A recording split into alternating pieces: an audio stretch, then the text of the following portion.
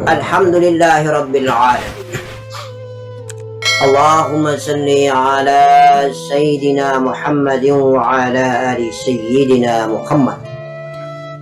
Ashhadu an la ilaha illallah wa ashhadu anna Muhammadan Rasulullah. Ya Allah ya Rabb, ya Jalali wal Ikram. Inni wajjahtu wajhiya lilladzi fatara as-samawati wal arda hanifan musliman wa ma ana minal musyrikin. Inna salati wa nusuki wa mahayaya wa mamati lillahi rabbil alamin. La syarika lahu wa bidzalika umirtu wa ana awwalul muslimin. Ya Allah, ya Ilah. Ya Allah, ya Allah. Ya Rahman, ya Rahim. Ya Allah, ya Allah, Zat yang maha agung dan maha bijaksana, yang telah mempertemukan kita ke dalam majelis yang dicintainya, yang telah membuat kita tergerak hati untuk mendatangi melalui langkah kaki yang cukup jauh, hingga kita berkumpul di dalam pertemuan yang indah di hadapannya. Allahumma salli ala Sayyidina Muhammad wa ala ali Sayyidina Muhammad. Sallallahu ala Muhammad sallallahu alaihi wasallam. La hawla wa la quwwata illa billahil aliyyil azim. Inna lillahi wa inna ilaihi raji'un. Inna lillahi wa inna ilaihi raji'un. Inna lillahi wa inna ilaihi raji'un. Kita berasal dari Allah akan kembali kepada Allah. Kita berasal dari Allah akan kembali kepada Allah. Kita berasal dari Allah akan kembali kepada Allah. Jasad dan raga yang hina dan papa ini akan terkapar mati, terbujur kaku, hina dan hina. Dia akan menjadi bangkai di atas muka bumi yang fana dan bersifat sementara ini. Tiada berarti dan dia telah angkuh dan sombong bertahun-tahun lamanya di atas muka bumi. Tetapi kembali ketika berpulang ke rahmatnya melalui ruhnya, melalui jiwanya, maka dia tidak memiliki arti apa-apa pun di atas muka bumi ini. Bagi yang tidak pernah mengenal dan bertemu Allah Subhanahu wa Ta'ala, maka terhinalah dia karena badannya hancur dimakan tanah, dicabik-cabik oleh binatang aneh di dalam kubur, dihina dan dihina, lalu dia sisa tengkorak, berbau dan busuk tiada duanya. Maka sebagai hamba Allah yang dicintai dan dimuliakan Allah, wajib dan wajib hukumnya selama kita hidup di atas punggung bumi ini, kita harus mengingat siapa diri kita. Jasad kita ini harus kita bersihkan dan selalu kita sucikan agar dimuliakan oleh Allah Subhanahu wa Ta'ala. Kemudian kita bisa mengenal siapa yang berada di belakang jasad kita. Ada tubuh kasar kita yang bernama jasad ini. Di belakang kita lah yang bernama tubuh halus atau bernama jiwa. Jiwa dan jiwa. Jiwa ini tidak akan hidup sekali lagi kalau tidak didatangkan atau tidak didatangkan ruh oleh Allah Subhanahu wa Ta'ala. Di balik jiwa, tubuh yang halus, ada lagi yang lebih halus yang bernama ruh. Ruh itulah datang pada 120 hari dalam kandungan ibu kita. Bersatulah antara ruh dan jiwa, maka jadilah yang disebut dengan nyawa. Nyawa dan nyawa. Campuran antara jiwa dan ruh dari Allah Subhanahu wa Ta'ala disebut nyawa. Jiwa itu adalah tubuh halus daripada badan kasar kita atau raga kita. Raga ini bangkai, tubuh kasar ini bangkai. Tangan, kaki, mata, dan indah, kecantikan, ketampanan tidak berarti itu semu. Itu semu, itu bangkai hina di hadapan Allah Subhanahu wa Ta'ala. Tetapi hakiki yang sebenarnya daripada raga yang kasar ini adalah yang berada di baliknya bernama jiwa. Jiwa itu pun tidak kalau hidup kalau tidak didatangkan atau tidak ada di dalamnya ruh. Ada ruh di dalam jiwa, maka jiwa itu hidup. Campuran antara jiwa dan ruh yang berada di dalam yang membuat hidup itulah disebut dengan nyawa. Jasmani badan yang hina papa ini diciptakan oleh Allah dari alam ke alam. Dari alam wadi menuju alam madi. Dari alam madi menuju alam mani. Dari alam mani menuju alam manika. Apa itu alam wadi? Alam wadi di mana jasmani manusia ini diciptakan. Pada kala itu bersumber daripada api, angin, air, dan tanah. Masih berwujud unsur api, angin, air, dan tanah. Jasmani itu pada saat itu berada di alam yang disebut dengan alam wadi.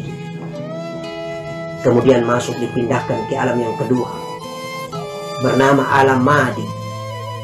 Di alam madi itu jasmani manusia ini sudah bergabung di dalam makanan dan minuman kita. Dia berada di binatang, dia berada di pepohonan, dia berada di sayuran, dia berada di tumbuh-tumbuhan dan lain sebagainya. Kemudian makanan itu terhimpun di dalamnya menjadi saripati.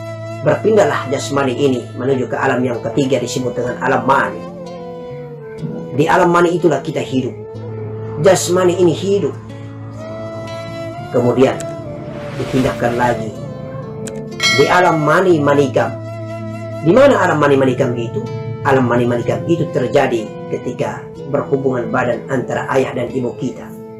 Pertemuan antara alif dan ba, antara suami dan istri. Lalu dipindahkan lagi ke alam rahim. Di dalam alam rahim, pada saat umur 4 bulan dan 120 hari itulah terjadi dialog. Qalu bala syahidna alastu bi rabbikum. Katakanlah aku ini Allah Tuhanmu. Lalu terjadilah dialog itu sepanjang masa. Panjang usia perdialogan itu. Tanya jawab itu. Ikrar akidah itu. Jiwa ini mengatakan, ana, anta, anta. Engkau, dan saya adalah saya. Di dalam jiwa ini, profil jiwa ini terkandung unsur akal, unsur kolbi, dan unsur nafsu.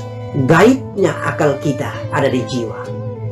Gaibnya nafsu kita ada di jiwa. Gaibnya kolbi kita pun ada di jiwa. Nafsu ini, saking bangkang dan bantahnya dia belum mau mengakui bahwa dia adalah hamba dan Allah adalah Allah Tuhannya yang harus patut dan disembah. Dalam beberapa kitab para ulama, sesungguhnya dia dihukum. Nafsu ini dihukum pertama dimasukkan ke dalam api yang sangat panas. Bertahun-tahun lamanya dia dihukum di api yang sangat panas. Dikeluarkan dia dari api. Disuruh dikatakan qalu bala syahidna alastu bi rabbikum. Dia tidak pernah juga mau mengatakan. Ingkar terus. La dan la terus. Kemudian dihukum lagi yang kedua. Dilemparkan lagi di kampung. Di tempat, di negeri yang sangat dingin. Lebih dingin daripada kutub utara. Namanya negeri Jamharira. Jamharira. Sangat dingin dan sangat dingin sekali. Tetapi tidak mampan juga bertahun-tahun lamanya. Dikeluarkan dari negeri Jamharira. Alam Jamharira. Tempat yang sangat dingin itu. Masih juga dia ingkar. Tidak mau mengakui bahwa Allah itu adalah Allah. Dia adalah hamba. Kemudian yang ketiga, Allah mengurung dia, penjarakan dia dengan cara tidak dikasih makan, tidak dikasih minum, nafsu ini. Kemudian dia mengemis-ngemis, menangis-nangis, merintih-rintih, minta dikeluarkan dia dari penjara karena tidak saking tidak tahannya dia dengan makan dan minum. Lapar dia. Langsung dia sujud kepada Allah, mengakui, engkau adalah Tuhanku Allah Subhanahu wa ta'ala yang pantas aku sembah dan aku sujud. Aku adalah hamba. Maka hakikat daripada nafsu ini, dia hanya ditaklukkan dengan makan dan minum. Dia hanya kalah karena lapar dan haus. Oleh karena itu indahnya di dalam negeri Islam ini, di dalam kampung Islam ini, di dalam ajaran agama Islam ini, di dalam ajaran agama yang mulia diajarkan oleh baginda Nabi Muhammad sallallahu alaihi wasallam satu-satunya jalan untuk mengalahkan dan menaklukkan hawa nafsu kita adalah dengan berpuasa. Maka tidak mustahil kalau kita puasa kita lemah. Benar toh? Benar. Insya Allah. Kalau kita puasa kita lemah. Tidak mampu apa-apa. Tinggal ibadah yang kita jalani. Kusuk kita lakukan. Karena lapar dan haus. Itulah. Jadi hakikat ciptaan daripada jasad dan jasmani alias jiwa raga ini, itulah perjalanannya dari alam wadi, madi, mani, manika. Perjalanan ini membuat kita merenung bahwa badan kita ini yang di luar ini tidak ada artinya. Tidak usah kita terlalu mengkultuskan. Tidak usah kita terlalu sombong dan membanggakan di atas muka bumi ini, atas ketampanan dan kecantikannya. Tidak usah terlalu kita sombong dengan kecantikan kita. Tidak usah terlalu kita sombong dengan ketampanan kita. Tidak usah kita sombong karena kita terlalu kuat dan sakti mandraguna. Tidak usah kita sombong karena badan kita kekar dan besar. Tidak usah kita sombong karena di dalamnya kalau tidak ada jiwa, tidak ada ruh, tidak ada nur, tidak ada Allah, insya Allah dia mati dan terhina. Oleh karena itu hanya sekilas saja, jiwa itulah penentu segalanya daripada jasad ini. Dan jiwa akan mati kalau tidak ada ruh di dalamnya. Maka hadirin yang dimuliakan Allah Subhanahu wa Ta'ala, kalau kita biasa tidur malam, kita mimpi, kita melihat sebagaimana diri kita berjalan, itulah jiwa kita. Kadang-kadang kita melihat jiwa kita makan, kadang-kadang kita melihat jiwa kita sekolah, kadang-kadang kita melihat jiwa kita ada melakukan aktivitas apapun. Karena memang di dalam profil jiwa yang gaib itu ada akal, ada nafsu, dan ada qalbi. Itulah jiwa. Yang kita mimpi itu jiwa. Karena ada ruh di dalamnya, maka jiwa itu bisa hidup, berjalan, dan bergerak. Maka ruh bukan jiwa, jiwa bukan ruh. Ada badan raga, ada jiwa, ada ruh. Jiwalah yang biasa membentuk dirinya sebagaimana raganya, yang selalu kita lihat dalam mimpi kita. Yang selalu dalam tafakur kita melihat jiwa itu berjalan. Itulah jiwa, insya Allah. Sedangkan ruh sangat rahasia. Ruh tidak bisa berwujud, tidak berbentuk. Tetapi kalau dia ada pada profil dan wadah, maka hiduplah wadah itu. Tetapi ruh bukan Allah. Ruh adalah ciptaan Allah, karena ruh bersumber daripada Allah. Jadi tidak usah kita berbelit pikiran, tidak usah kita rumit dalam berpikir. Dalam profil kehidupan raga ini hanya ada 3 unsur itu saja. Paham ya? Badan raga, badan kasar yang di luar ini. Kemudian halusnya badan kasar ini bernama jiwa. Halusnya jiwa bernama ruh. Maka sering para ahli tasawuf mengatakan kalau mati badan kasarnya, hidup jiwanya. Mati jiwanya, hidup ruhnya. Paham? Ya, itulah di dalam bahasa-bahasa tasawuf tradisional, bahasa-bahasa tasawuf daripada keluarga kita di kampung. Mereka mengatakan selalu ada 3 elemen besar: Allah, Ahmad, Adam. Allah itu adalah ruh, sedangkan Ahmad itu adalah jiwa, Adam itu adalah tubuh kasar. Muhammad adalah Adam Abu Bashar, Muhammad Abu Arwah Abu Ruh. Maksudnya Muhammad itu adalah bapaknya jasad Adam, Muhammad itu adalah bapaknya bapaknya ruh. Paham ya? Paham tidak? Paham. Iya, ya. Kita bicara ini, kita tidak usah bayangkan tentang datuk kita Nabi baginda Rasulullah yang berayahkan Abdullah ibnu Abdul Muttalib. Hakikinya, halusnya, tasawufnya, syariat jasadnya itu beliau di sana, baginda kita yang sudah meninggalkan dunia yang kita cintai. Nah, itulah pertanyaan dan persoalan-persoalan yang selalu kita pecahkan bersama. Jadi kalau kita pikir-pikir, siapa yang lebih mengenal Allah? Yang lebih mengenal Allah itu adalah jasad daripada Nur Muhammad, baginda Nabi Muhammad Sallallahu Alaihi Wasallam. Dia yang lebih mengenal Allah karena hakiki dirinya sendiri. Makanya sebenarnya harus kita bertanya, kenapa kita yang beragama Islam ini selalu ada nama Muhammad di depan? Ya toh? Ada Muhammad Nur Adi, ya toh? Ada Muhammad Kamran, ada Muhammad Hamka, Muhammad Yakub, Muhammad selalu depan. Itu sebenarnya lambang, insya Allah sudah diterangkan dan ditegaskan dengan jelas itu, bahwa kita ini adalah Muhammad jasad, juga Muhammad ruh. Ruh itu juga Muhammad, jasad itu juga Muhammad. Awal, akhir, zahir wal batin. Makanya kita disuruh belajar mengenal diri. Siapa diri kita ini sebenarnya?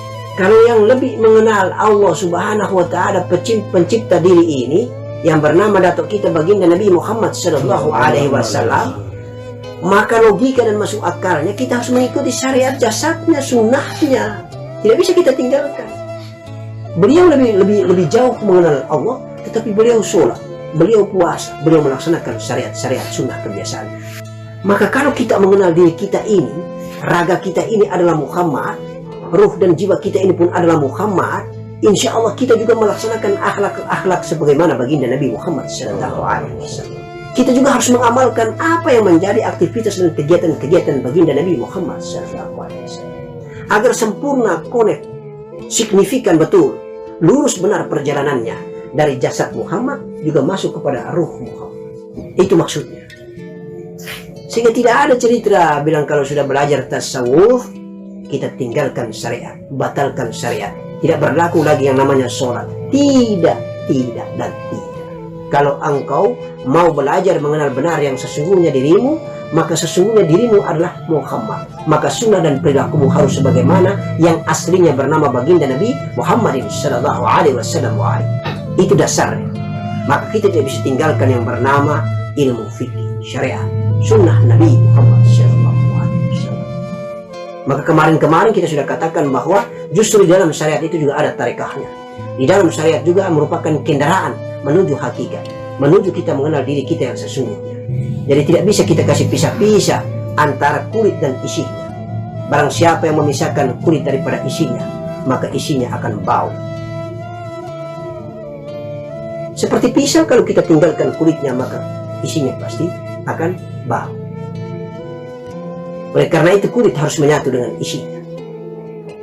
Isinya harus membungkus sampai dengan tingkat kulitnya. Maka sempurnalah dia. Itu yang dimaksud dengan hakikat daripada Islam kafah. Utuh. Tidak boleh dipisah-pisahkan. Tidak boleh mati bercerai. Tetapi harus mati menyatu. Itu baru sempurna mengenal diri. Dari kulitnya sampai ke isinya. Dari raganya sampai ke ruhnya. Raga, jiwa, dan ruh. Harus betul-betul dikenal. Mudah-mudahan Allah meridhai. Barangkali garis besarnya itu kita masuk ke diskusi dan dialog. Insyaallah. Wabillahi taufiq wal hidayah. Wassalamualaikum warahmatullahi wabarakatuh.